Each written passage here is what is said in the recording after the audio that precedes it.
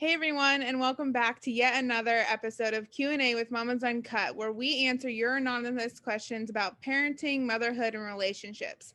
Again, we got Lisa and Mindy. You guys ready to give some advice? As Sure. always.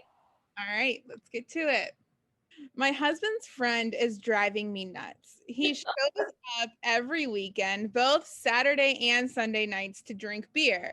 I have a 2.5-year-old and a 4-month-old. It's usually when the kids have gone to bed and he rolls up in his quad and the dog goes nuts with loud barking, sometimes waking our toddler. Some nights they are in and out on their quads, which makes the dog bark too and keeps me up when I have to get up with the baby throughout the night. And it's frustrating, super frustrating. Not to mention, this leaves me and my husband zero alone time together. My husband should step up and set some boundaries, but he won't. And he's condoning it by going along with it and then complains about it when he comes to bed and says, he's always stopping in. What would you do? Darn it, he showed up again. I could just see this guy. Here's the rule I would say. You wake up the baby, you take care of the baby. Yeah. Totally. That's exactly That's what I would say. That's a big part of this. She has to go and take care of the baby. Dude, don't drive your quad over here. Ride a bicycle. Bring your car. That's step number one for when he comes, because you can't totally cut him out of the husband's life, right? But your husband also needs to grow a backbone, and maybe you can schedule it and say, I'm fine with a couple weekends a month, or this is what I'm okay with. Other than that, you figure it out. And if you wake up my children, you will take care of the children and get them back to bed. There's rules here. You can't just come in. And I feel for her when she says that they don't have a lot of alone time.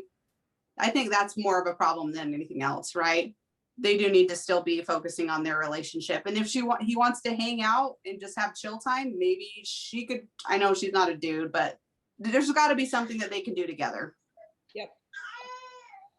Speaking of. Yeah, I know. Go ahead. No, I mean, I'm a fairly blunt person. So if something annoys me, I'm like, please don't show up. Like you can't come this weekend. Sorry, next weekend we'll talk about it, but not right now. That's how easy I see it to be. Like, you're not cutting him out of his life forever. Like, you're taking 1 out of 3 weekends away from him. I think they're gonna survive. Yeah. And I mean, I totally agree with you guys. Like, him showing up unannounced and waking the kids would make me lose my mind. Yeah. I mean, the raging CNX Tuesday I would become if that happened in my house when my kids were young. I mean, wow. Because I'd be like, hey, these are your kids, not mine. I'm out. I'm going to bed. Your problem. See you later. As a matter of fact, I have in fact done that. Yeah. When we were doing construction on my house, my brother, my ex-husband, and their 2 friends were playing poker until like 3 a.m. And our house is really small, and even smaller because half of it was closed off for the construction. And they were drunk and they were loud. Woke up my daughter, and I'm like, she's all yours. See you later. Yeah.